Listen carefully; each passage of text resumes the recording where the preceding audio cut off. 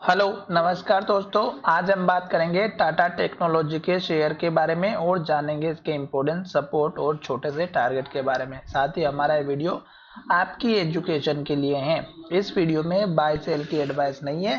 फिर भी आप ट्रेड करते हैं तो अपने फाइनेंशियल एडवाइजर से जरूर कंसल्ट करें। तो चलिए वीडियो की शुरुआत करते हैं। सबसे पहले अगर आप देखेंगे तो स्टॉक ने हमारा जो लेटेस्ट हाई बनाया था 1400 का बनाया था और स्टॉक ने जो लो बनाया था 1150 का।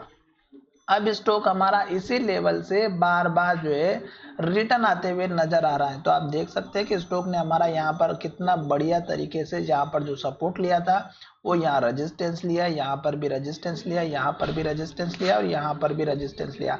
तो मैंने आपसे कहा था कि जब भी स्टॉक हमारा इस लेवल के पास में आता है तो आपको इस कैंडल के हाई के ऊपर एटलीस्ट क्लोजिंग होना बहुत जरूरी है 1150 के लेवल के ऊपर। और स्टॉक जैसे उसके पास आता है स्टॉक में गिरावट आ जाती है। तो यहाँ पर 3 से 4 ग्रीन कैंडल बने और स्टॉक हमारा इस लेवल को टेस्ट किया और फिर से धीरे धीरे रेड कैंडल बना करके धीरे धीरे नीचे की तरफ आ रहा है। तो जब तक स्टॉक हमारा रेड कैंडल बना रहा है, लो बना रहा है, तब तक आपको एटलीस्ट नई एंट्री तो नहीं लेनी है। दूसरी बात, स्टॉक ने लास्ट में जो लो बनाया था 1020 रुपए का बनाया था।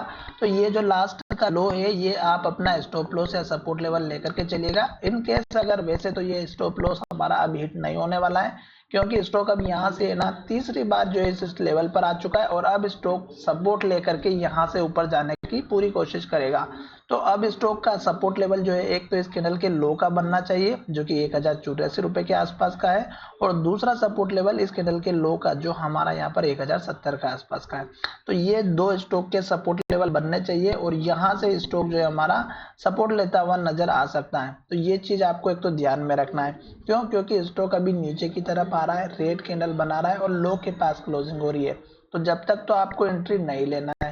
दूसरी बात, स्टॉक ने आज भी क्लोजिंग लो की तरफ दी है, तो डेफिनेटली स्टॉक अभी भी हमारा जो है डाउन दिखाई दे रहा है 5 से 6 दिन के लिए। जब स्टॉक हमारा सपोर्ट ले लेगा और उसके बाद जब स्टॉक ऊपर की तरफ जाएगा तो आपको टारगेट कौन से रखने हैं दोस्तों, ये चीज बहुत ही इंपॉर्टेंट होती है। तो यहाँ पर जब सपोर्ट लेकर के ऊपर की तरफ जाएगा तो आप अगर इंट्राडे वगैरह में काम करते तो इस कैंडल के लो का छोटा सा टारगेट रखेगा 1130 का और उसके बाद जो टारगेट हमारा 1150 रुपए का रहेगा।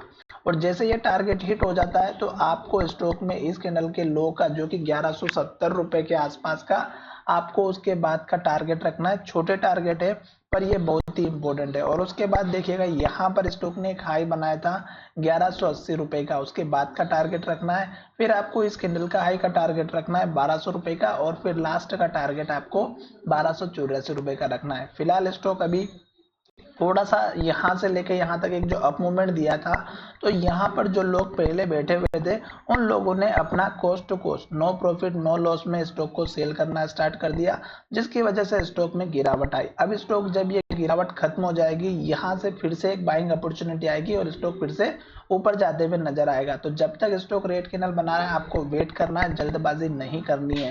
टारगेट मैंने बता दिया।